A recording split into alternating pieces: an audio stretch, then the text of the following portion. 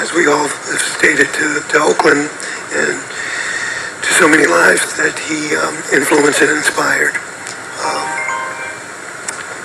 What happened to him was not deserving, and as I've said before, I said at the board, any form of violence is repugnant. Any killing isn't to be tolerated, but some hit us harder than others, and I know this one is particularly impactful.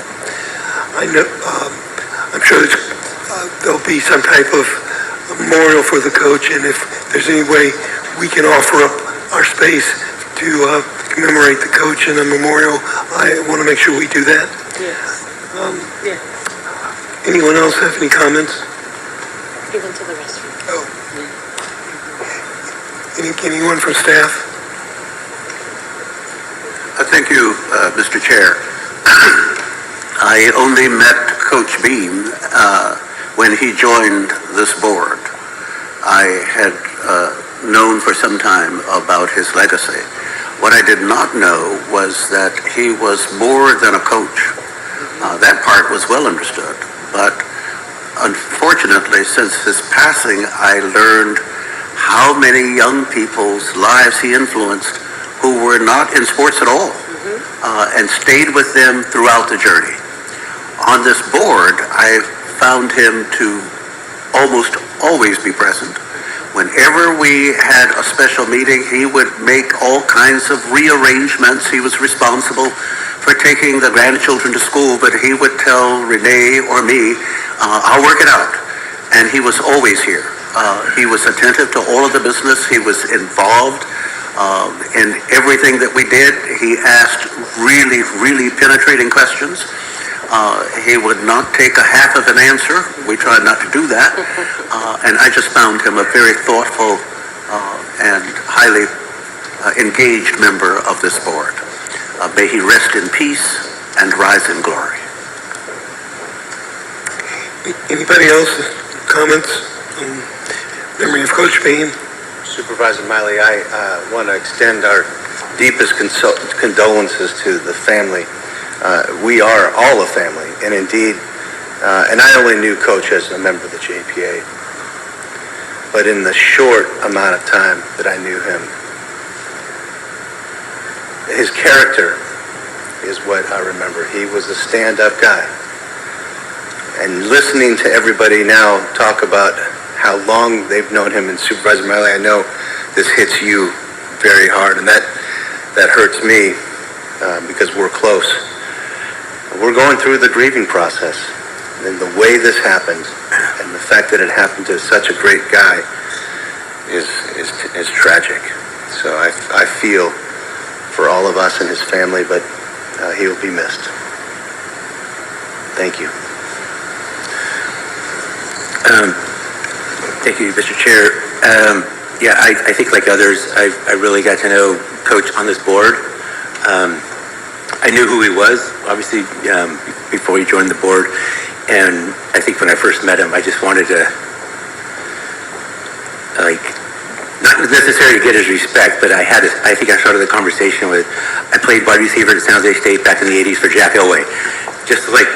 You want to, okay, all right. And we had a lot of people in common, so I'm like, and then we just started talking about what he does to take care of himself. And his bench press routine on his birthday, he's a few years older than me, he was such a physically strong man too, and I was like, you're out of your mind to try to bench press that much weight on your birthday to prove a point. And he said, no, I think it's to show the kids that I teach that you could be strong at any age, right? And I was like, if I even touched that kind of weight, I would blow my shoulders out. But anyway, he was, such a powerful figure for Oakland. It's a huge loss, and so many. That week was such a rough week for Oakland. So I share your pain, Mr. Chair, and we just have to do things. We have to do things differently, but just a huge honor to be able to spend time with the coach.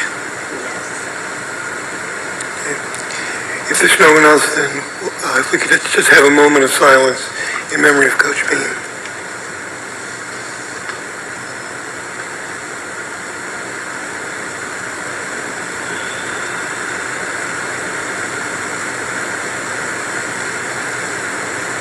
Thank you.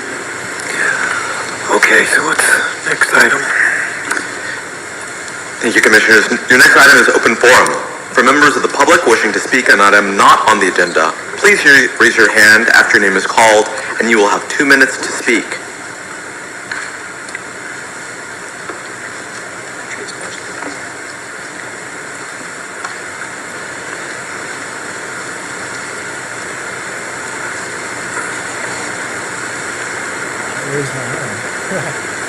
I raised my hand. At this time, I see 6 members in the queue. Sorry, 6 speakers in the queue. Again, raise your hand. I will unmute you. You will have 2 minutes. No, give them 1 minute. Would you like, 1 minute to speak. per the direction of the chair, you will have 1 minute to speak. And we will begin. I will allow Mr. Abrams. Your minute begins now. You are muted. Hi, Zinni Abraham. I have a lot to say, but I will just simply say that, Coach, I was actually afraid to meet Coach Beam because... Can you hear me? Can you hear me? I think we can hear you. Okay. Okay. Now I'm unmuted. Would you speak louder, please? Sure. I have a lot to say, but I'll just simply say that I was actually afraid to meet John B for a long time because I worked for Coach Fardella, and I thought that, well, Coach Fardella basically was one of the greatest people I ever met, and he was a giant, literally a god.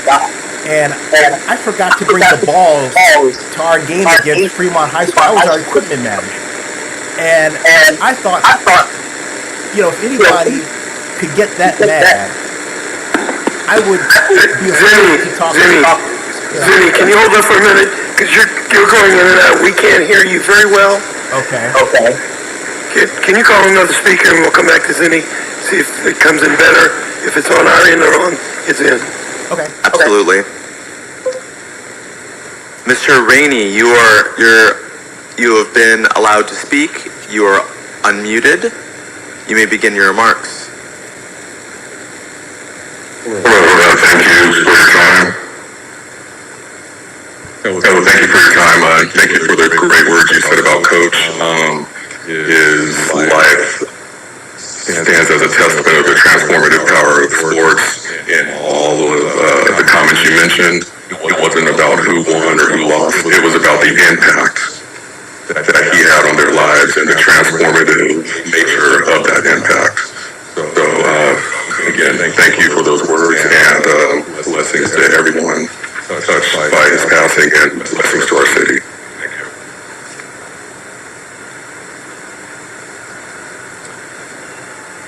Thank you, Mr. Rainey. Speaker by the name of Zay, you've been unmuted. You are allowed to speak. Hello to the body. Thank you so much for the commissioners for all of their work. I'm with Youth for Artworks, and we run a transitional age youth shelter that is directly within the shadows of the Coliseum. I know the work is very difficult, even on a good day. We run, I believe, the only 24/7 shelter for transitional age youth in Commissioner Houston's district.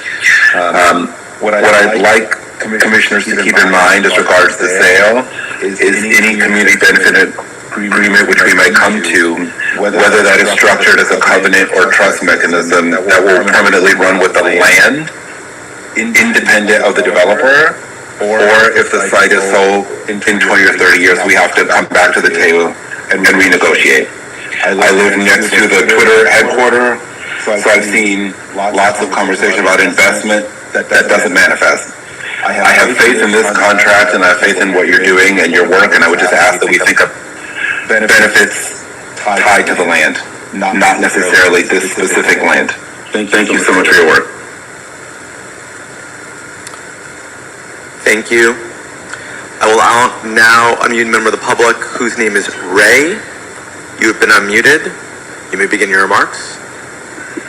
Hi, my name is Ray Robert. Thank you so much for allowing me to speak. I just wanted to call Member of the public, Ray, you may begin your remarks.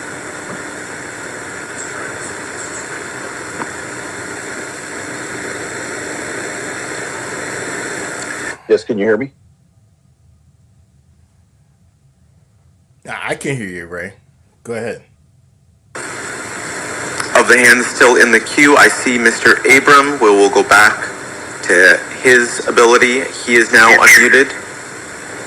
Thank you. I was simply going to say that I have been acquainted with Coach Beam since he started his Skyline and then became coach. But I worked for Coach Fardella. I was the equipment manager at Skyline. And as far as I'm concerned, Tony Fardella was God. And anybody who could surpass Tony Fardella, I thought didn't exist. That I was wrong. Not only that person exists in John Beam, he was my elder champion. You see, when we played Fremont High, and I was the equipment manager, I was a kid, okay? I forgot to bring the balls, and I'll never forget Fardella said, Abraham! And I thought he was going to yell me off the bus. But these are people that have impacts on your life. I later had the opportunity to talk with Coach Beam on the phone. Unfortunately, never to interview him, and I'm glad him will be forever in sorrow. But what he did to this city, and what will he continue to do to this city, will last lifetimes. And something big should be done in his memory. I think it should be renaming the Super Bowl, but I think it should be bigger than a statue, for example, here at the Coliseum JPA. God bless him. God bless you all. And thank you very much. Thank you, Mr. Abraham. Going back to a member of the public whose name is Ray. I am unmuting you. You may unmute and you may begin your remarks. Okay, can you hear me okay? Yes. Okay. Just wanted to, my name is Ray Bobbitt. Thank you so much for allowing me to speak. Just wanted to reinforce all the kind words for Coach Beam. He was somebody who was a huge influence on my family's life. My nephew played for him in 2019, and he helped him go on to play at San Diego State. In addition to that, he's just someone who's encouraged me personally. We had been planning a Oakland-centric Super Bowl event together, and we are going to move forward in his honor to do that. And more importantly, we're going to continue to do everything we can as a community to make sure that this complex thrives in the future. Just wanted to thank him for everything he's done for so many people. Thank you.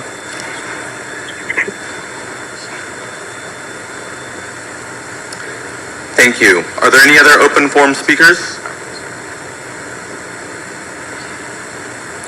At this time, Chair, there are no other public speakers with their hands raised or present at the podium. All right, let's go to our next item. One last comment. Okay, yes. I don't know if we've discussed if services have been announced, but I think we might consider that if we would want to do something here, we'd make it available to the family. I don't know if that's been discussed or not, but I'd be willing to support anything that would help. Yeah, Commissioner Albert, I mentioned that, and David also mentioned at the Board of Supervisors meeting, so I'm just letting the staff know if we're approached, please entertain that, and obviously there'll be a cost associated with it, and just let us know, because I probably, we can manage to cover that cost. Yeah. We will inform the board if there is an interest in using the facility. Thank you. And of course, the answer is yes. Okay, what's our next item? The next item on your agenda is the approval of the minutes from both the October 3rd special committee meeting and the September 19th meeting minutes. So can I get a motion on the minutes? So moved. For your, Chair, apologies, for your October 3rd minutes, you have to take your vote separately. So for your October 3rd minutes. So to take separate... for each of the 2 minutes. For each of the minutes, okay. So the motion is on the September meeting, Let's do your October 3rd meeting first. October 3rd meeting. It was moved by Chris, seconded by Kevin. Are there no board comments? All in favor? Aye. Any opposed, any abstentions? Okay, that passes unanimously. Showing your vote with 7 ayes, no nays, no absent. Moving to your minutes for the September 19th meeting. Can I get a motion? So moved. Second. Moved by Chris, seconded by, I think, David. Okay. No comments? Okay. All in favor? Aye. Aye. Any opposed? Any abstentions? Chair, I was not in attendance, so I abstained. Okay, so one abstention. Showing vote of 6 ayes, 1 abstention, Commissioner Picassen. The next item on your agenda is reports from the Executive Director and General Manager. Thank you. Mr. Chair, before we go further, I should have introduced the newly appointed Finance Director for the City of Oakland, Mr. Bradley Johnson, who is serving today as Secretary. That is the Finance Director's role on this board. I have known Mr. Johnson, he reminded me, longer than I had remembered. Well, he's very young, but it was a long, long time ago. And I actually worked with him for a brief while when I returned to the City of Oakland on an interim basis. He was formerly the Budget Manager Director and was recently appointed Finance Director. Very, very, I can get to say it because I know it, talented young man. I'm very proud of him, and congratulations, Mr. Bradley, on your appointment. Thank you. I have 3 items to review briefly. I have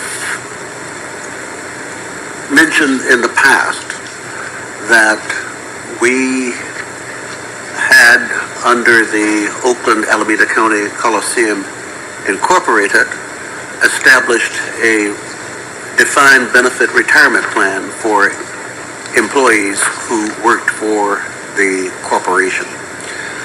When the city and the county exercised its joint exercise of powers agreement and formed this board, the previous structure was terminated, and we then took over the responsibility for that retirement plan.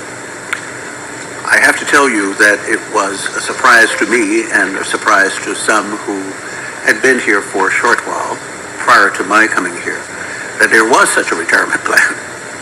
We began to get reports from the previous firm that handled the investments for the firm, and that was my first knowledge of it. The plan closed effectively in 1995 when the Joint Powers Authority was established. And so here we are now, nearly 30 years later. The plan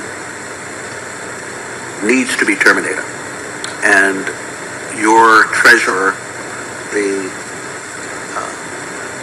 Miss Melissa Wilk from the county, the auditor controller, and her assistant, the assistant controller, Craig Boyer, and I have been working with consultants to figure out how best to transition this plan. We engaged a firm, Sageview, several months ago to help guide us through the best path for doing this. Over the last 30 years, the number of people in the plan, of course, has dwindled. There are now about 30 active employees in the retirement plan who are vested and eligible for retirement benefits.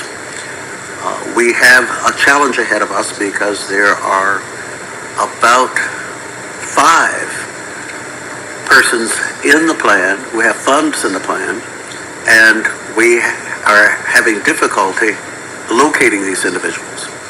It's understandable because over the past 30 years, to my great surprise, Empower, the retirement plan, was not sending annual notices to these individuals. And so many of them have long forgotten that they have any money in the plan.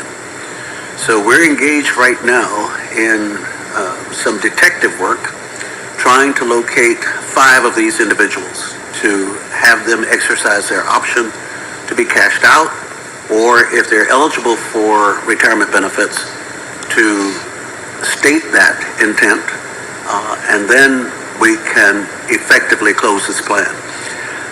If in the next few months we're not able to locate these 5 individuals, we are going to proceed to terminate the plan anyway and continue to search for these 5 individuals. There are 4 individuals who are deceased, who have not received benefits, and that's a challenge for us.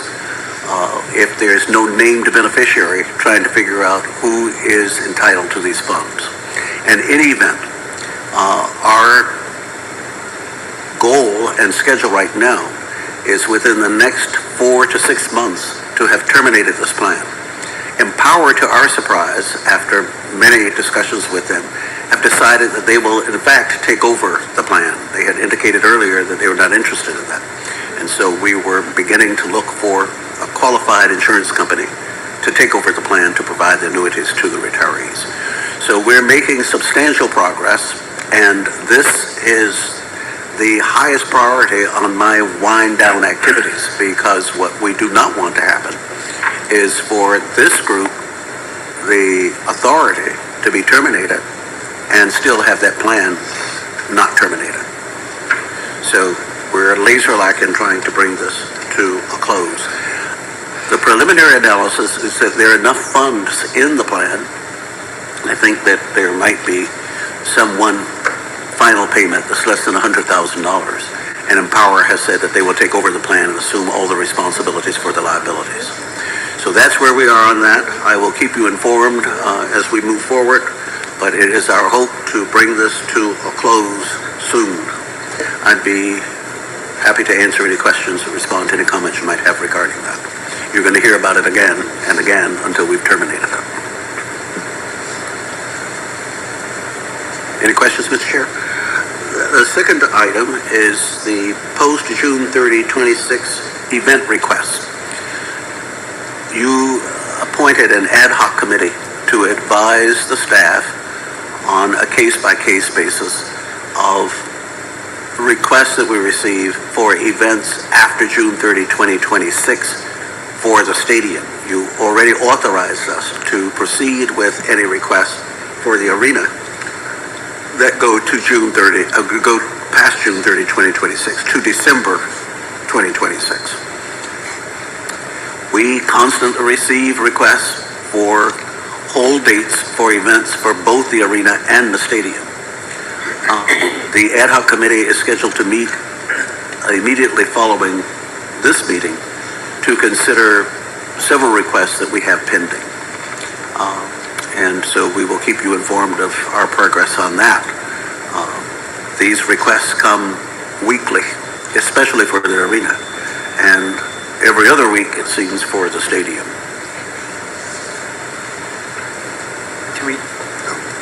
Can we get what's the status of the sale? Is it June 30th? Is it still June 30th? The Joint Powers Authority is not involved in any way in the sale of the property. But can we get an update? Oh, from somebody else? Yeah. Yes, not from me. I know, well, okay. I'm just throwing it out there because, I mean, are we on track or? So we'd have to agendize that discussion for a future meeting. Okay. So the committee's meeting next, right? To look at this. One sentence for clarity. So, The joint, I'm sorry? I have a question. Being, he was a part of the ad hoc, so do we just need the 3? Is me, Miley? The chair, of course, can appoint anybody else to that ad hoc committee. The members are Commissioner Houston, Pastor Jackie, and our chair. Yeah, I think think there's only 7 of us, I think we can only have 3 on this ad hoc. So a quorum of your board is 5. Okay. My memory is that the agreement was that it would be a 2 and 2, 2 city and 2 county representatives. So you may and probably should select another member who is a city appointee to participate in that committee. Do we have another city? Councilmember Jenkins. Okay. Told, he's on the committee. Yeah, with Okay. Yeah, okay. Yes. Okay. So you will let us know who your appointment is. Jenkins. Commissioner Jenkins. Commissioner Jenkins, yeah. All right. And we'll be meeting immediately following the adjournment of this meeting. Okay. And Commissioner Halbert has asked that this item be on the agenda every time we meet. So Commissioner Halbert, we'll be back again and again and again until we get to the end. Happy to do that. We are nearing the end of the final bond payment. Almost 30 years ago, the Joint Powers Authority, through the city and the county, issued bonds for the substantial renovation of the stadium and substantial renovation of the arena. The bonds were issued exactly 1 year apart. For the stadium, the bonds were issued on February 1st, 1995, and for the arena on February 1st, 1996. The stadium bonds have been completely retired as of February of this year. In 5 months, or however many more months there are to February 1st, the final payment will be made on the arena bonds. And at that point, the bonds are all fully retired and the constraints that you are operating under the bond documents go away. There were several. The most important of those was that you could not sell the property. 2, you had to continue to operate it, maintain it, and keep it in good operating repair. There were other constraints as well, but those are all removed as of February 1st, 2026. We will let you know when that final payment is made. There is a debt service reserve, as there is on all bonds, and once the bonds are paid off, the trustee will be returning to the authority the reserves that they've been holding for the bondholders. They generally come to approximately whatever the annual payment is, but not necessarily that amount. Maybe less, might be more. We'll answer any questions that you have regarding that. Any questions? Congratulations. That's all I have. In the future of the JPA, once they're paid off? That's a good question, because once February 1st comes, the bonds have nothing to do with what happens to the Joint Powers Authority. That's strictly up to the city and the county. So if I could just add on, we had discussions perhaps a year ago in November about the impact on the management agreement when the bonds were paid off. It was originally structured so that, in fact, the JPA would cease to manage the property. Now the city and the county have extended that agreement and eliminated that concern. And just as a reminder that the Golden State Warriors, as a result of the arbitration award in your favor, are in fact making payments for the arena. So. Thank you. Okay, let's see if we have any public comments on this item. Indeed. If there are any members of the public wishing to speak, please raise your hand. Seeing one member of the public who wishes to speak, Mr. Abram, I will unmute you. You will have 2 minutes to make comments. By the way, Mr. Abrams, as opposed to thank you. But this is more a procedural observation. I don't know if anyone realizes, but the actual agenda for the public is not the agenda for today's meeting. It goes right into October 3rd minutes and recital, but there is no agenda for today's I can't meeting. understand nothing he's saying. Can you step away from, he's either too close to the screen or... I think he's saying there's no agenda. He didn't get an agenda. There's no public agenda. That's what I think he said. I'm sorry, what is it? I think he said there's no public agenda for the meeting. On the website? No, it's Agenda was, what's there. Savage can respond to that. It should have been on the website. No, it's And not. I'm getting a nod from the general manager. The agenda was posted on the website. No, it's not. It's not. It goes right. You have to read it. It goes right into October 3rd. And that's it. And then it doesn't actually post today's November 21st agenda. It just has to be read. Is he saying the wrong date was posted? I'm not Please sure. go online and click it. It just wasn't at work. No, we have confirmed that it was properly noticed and the correct date is...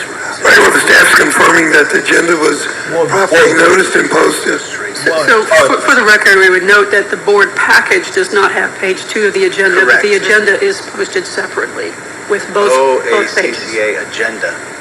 But the agenda online is not what you have. I'm trying to explain to you. Mr. Chair, it would appear that it's the second link on the site. Can that be verified? So it was posted separately from the board package, is that correct? Yes, Ms. Peters has it on her computer now, and that is a separate document in the full 2 Click pages. on it. Okay, thank you. Click on the actual content. Okay, so hopefully you heard that, Zenny. No, click on the actual content. Click on it. Look at what is there. The agenda is not. It's a mistake. I'll put it on video. Okay? I'll put it on video.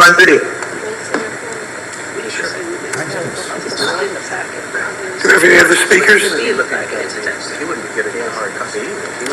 Chair, there are no other speakers in the queue. Okay. Next agenda item. It's properly noticed. Yeah. Council is confirmed it is properly noticed. This is what I'm trying to show. Next, the board will move to closed session. Oh, do we have a general manager? Oh, sorry. Comments from the general manager. My apologies. It says remove it. Thank you. All right. And then it goes Before I down. start my report, See that? I wanted to take a moment to honor Coach Beam and the tremendous impact his 40-plus years of coaching has had on our community and the young people in Oakland. He was a pillar and a bright light for our city and will be incredibly missed. His family, his friends, and the many players he's mentored are in my thoughts and prayers. I'll now share event activity updates and a couple that have been announced after the board packet distribution. The New Edition Way, featuring New Edition Boys to Men and Tony Braxton, January 28th. Please note in your packet the incorrect date is listed. The correct date is January 28th, 2026. 90s Banda, February 13th, 2026. Disney on Ice presents Let's Dance, a brand new program making its Bay Area debut February 26th to March 1st, 2026. Boys for Life, March 20th, 2026. Bad Omens, March 27th, 2026. Professional Bull Riders, April 11th, 2026. We Them Ones Comedy Tour, April 12th, 2026.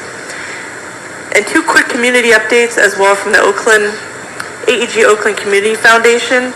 In October, we hosted 175 students from the Oakland Unified School District for a safe trick-or-treat Halloween event on the arena floor. The students were able to decorate pumpkins, trick-or-treat with our staff, and enjoy face painting, a reptile exhibit, and visit other community partners. This annual event is one of my favorites every year. And this coming Sunday, we are proud to partner with the Lend a Hand Foundation and their annual turkey and holiday staples giveaway for families in need. The event will take place in the parking lot of the Oakland Coliseum complex, and 300-plus families will benefit. Click on it. Pre-registration was required for this event. Okay, see that? Thank Now you. watch what happens. Any questions? All right. Which schools did we pick for the trick or treat? See, October. I know one of them was in D7. They had a ball. Okay. Stonehurst Elementary School, Not. right? That's not Yep. the agenda for November 21st. So I'm trying to make it fun. Lockwood Elementary, And Brookfield Elementary. okay, good. Okay, nice. Anybody else, any questions, comments? Great job. All right, thank you. And see, once again, Are there any- speakers? Are there any members of the public wishing to speak? Please raise your hand. Seeing Mr. Abraham with his hand raised and Mr. Rainey with his hand raised. Mr. Abraham, I am unmuting you. You will have 2 minutes to speak. Right. Actually, that was a technical glitch from the other exchange. So just letting you know. All right, sorry.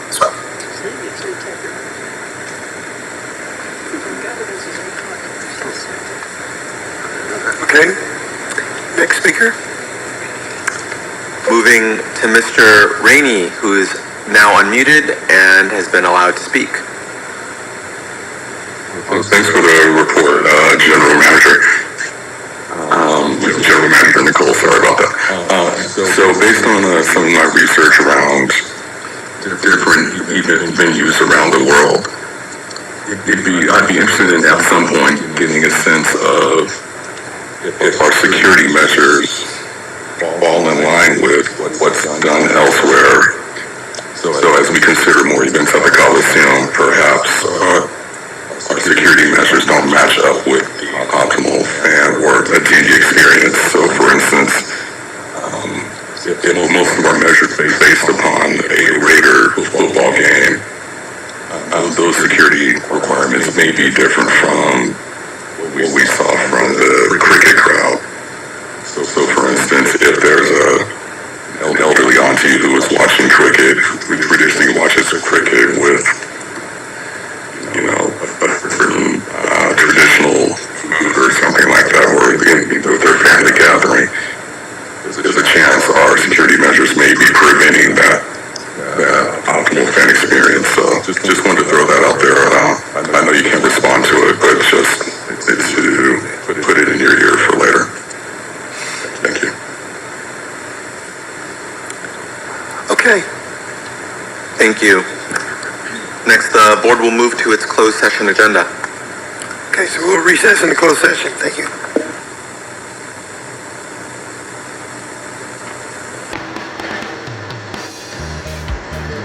Hey.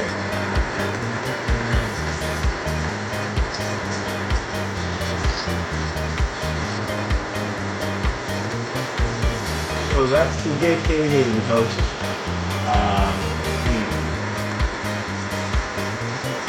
See if I can feel this.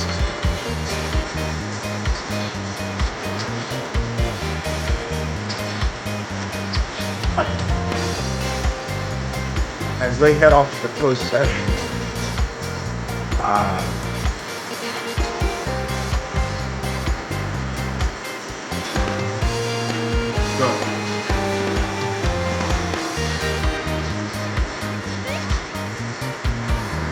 yeah, folks, as they head off the closed session, let me show you something.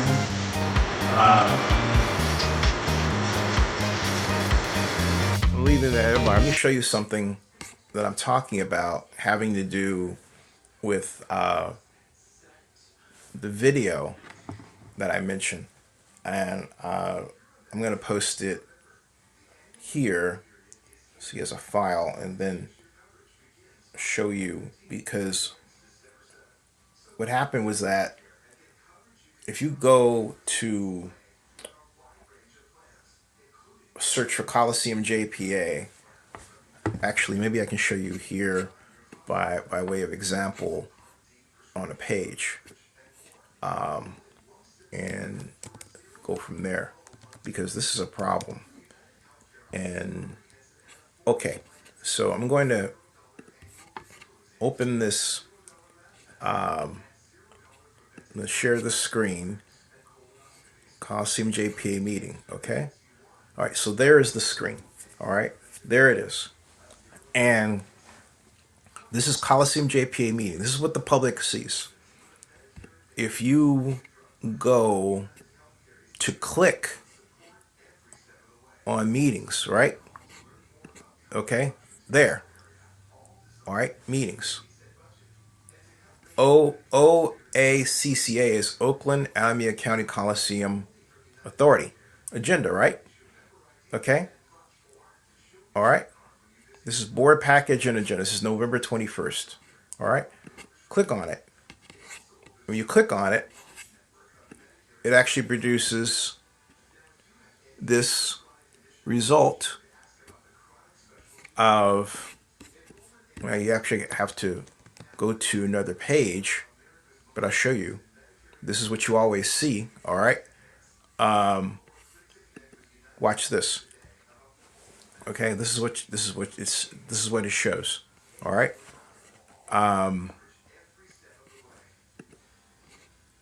So stop screen there. Then I'll share the next screen, which is the actual agenda, which is this. Okay. We're supposed to be. There it is. All right. But look at it closely. All right. Look at it.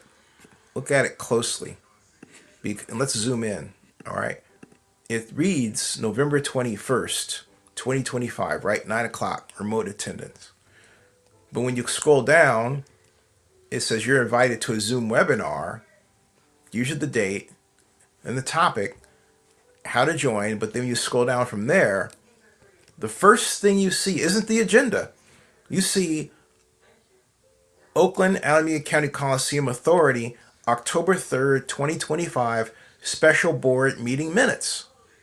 Call to order. The meeting was called to order 8:55 a.m. So clearly, the agenda is not here.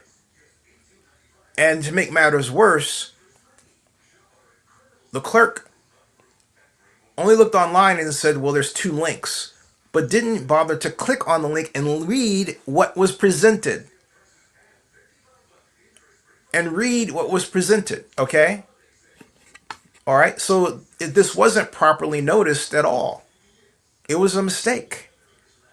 This was a clear mistake. All right? If I scroll down, this has all of the business from the previous meeting. Then we go to September 19th, 2025 board meeting minutes. All right? And we keep going down. New business. All right? And then we get to, it's out of order. November 21st, 2025. Okay? All right? So it's all, the way it was written, it's disjointed. There's no order of agenda as it was written. All right? It says, it talks about the Empower retirement plan termination. And then event requests here, and then final bond payments. So it's here, but it's out of order. Okay? Then it goes into Legends Global Report, and there it is. All right. So it's posted, but it's improperly written because it starts out with the date, but it's missing the actual order of the agenda. It's missing. It is actually missing the order of the agenda. So again, you go right here, it says remote attendance, then it says topic, OACCA board meeting 11/21/25, all right? And then you get October 3rd, 2025. That's out of order. That's not how the agenda is supposed to be presented. It's not how it's supposed to be presented.